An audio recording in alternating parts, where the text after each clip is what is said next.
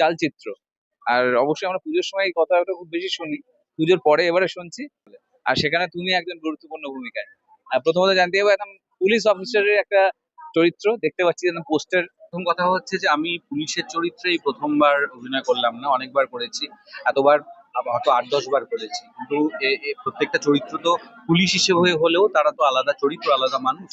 এই যে পুলিশের চরিত্রটি আমি করেছি এবারে, নাসিরের নাম, এ খুবই ঠান্ডা মাথার, অল্প কথা বলে, সফট স্পোকেন একজন মানুষ। এরকম পুলিশের চরিত্র আমি আগে করিনি। এবং এটা কিন্তু, এই যে আমি তো গল্পটা বলবো না, কিন্তু এটা আমি এটুকু বলতে পারি যে এটা থ্রিলার তো বটেই, কিন্তু শুধুমাত্র 4জন পুলিশ মিলে একটা কেস সলভ করছে সেটা গল্প না, সেটা তো আছেই।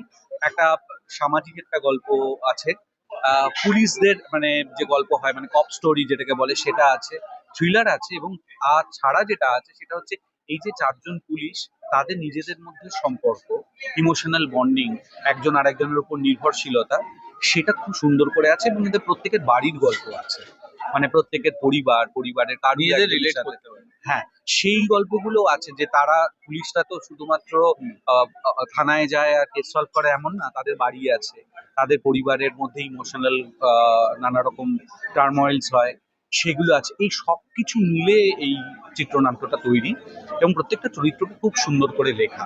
তো এইটা আমার নতুন মনে হয়েছে অন্য পুলিশের গল্পের তুলনায়। একদমই। আর একটা বিষয় তোমাকে বলবো যে একেন বাবুর খোলসটা ছাড়িয়ে অনেকটা তুমি এখন বিভিন্ন ক্যারেক্টারের শেড দিয়ে এসছো। আর পরপর দেখলাম আর পুলিশ অফিসারের আবার চরিত্র তুমি এসেছো প্রধান বা এইসব ছবিগুলোর পরে। তো সেখানে একসময় তুমি বলেছিলে যে এই যে একটা স্টিরিওটাইপ ভাবনাগুলো চলে এসেছে একেন বাবুর পরে, সেইটা ভাঙতে চাও। তো সেটা কি অনেকটাই খুশি তার জন্য? না, আমি হ্যাঁ, মানে আমি একেন বাবুর বাদে কিন্তু একেন বাবুর মতো চরিত্র আর করিনি। সেটা খুব কনসিয়াসলি করিনি, যে একেন বাবুর মতো চরিত্র আর করিনি। এবং সেটা তো অনেক সময় হয় যে অভিনেতাদের দুর্ভাগ্য যে তাদেরকে বারবার ওই একই ধরনের কাস্টে চরিত্রে কাস্ট করা হয়। আমি Stereotype। আমি সেক্ষেত্রে বরঞ্চ সৌভাগ্যবান এই জন্য বলবো, কারণ যখন প্রথম একেন বাবু, যখন প্রথম দিকে হিট করছে, তখনও কিন্তু আমাকে যে চরিত্রগুলো দেওয়া হয়েছে, প্রতিমই আমাকে পরপর যে ছবিগুলোতে কাজ করেছে, সেগুলো সব আলাদা আলাদা চরিত্র। হ্যাঁ, তো সেইটা, এবং আহ, যে প্রত্যেক কোনো কোনো পরিচালকই আমাকে একই ধরনের চরিত্র রিপিট একই করেননি। হ্যাঁ, ওই চরিত্রটা আমি সবচেয়ে বেশি আর তুমি করেছি করতেও বলে চাওনি আমি করতেও চাইনি। কারণ সেটা করতে চাইনি, সেটা কিন্তু ততটা ওর জন্য না যে আমার ক্যারিয়ারের কি ভবিষ্যৎ হবে, আমি একই ধরনের চরিত্র ছাড়া পাবো না, তুমি নতুন সেটা না। ক্যারেক্টারে। হ্যাঁ, ওটা বোরিং তো খুব, একই ধরনের চরিত্র বারবার করতে যাওয়া, সেইটার জন্য আমি মেইনলি এক্সাইটেড ছিলাম। কিন্তু সেটা সবসময় ঘটে না আমার ক্ষেত্রে। লাকিলি সেটা খুবই হয়েছে। আমি ভিলেন, ভালো মানুষ, কমেডি, সব কিছু একসাথে এখনো অফার পাচ্ছি এবং করছি, সেই হিসেবে খুব আনন্দে আছি। ডিসেম্বরে তদন্ত করতে গিয়ে মানুষের বেশি ভালো লাগে, কারণ ডিটেকটিভ গল্প এইসব গল্পগুলো বেশিরভাগ রিলিজ করে।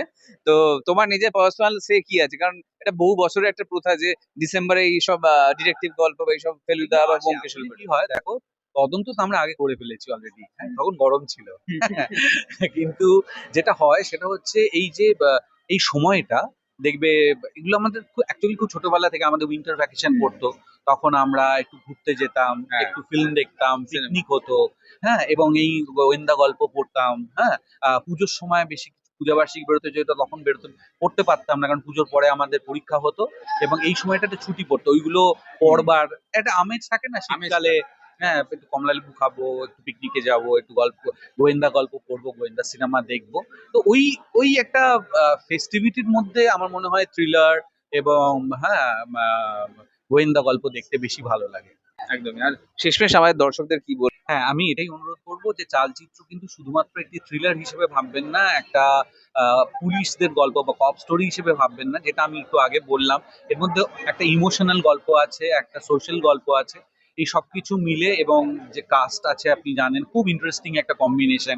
এই কম্বিনেশনে ঠিক আমরা কখনো আমি তোটার সাথে আলাদা অভিনয় করেছি, ইন্দ্রজিৎ, শান্তনু, তারপরে রাইমা আছে, এবং আরো অনেক অনেক শিল্পীরা রয়েছেন, অপূর্ব রয়েছেন অবভিয়াসলি। তো এই কম্বিনেশনটাও খুব নতুন।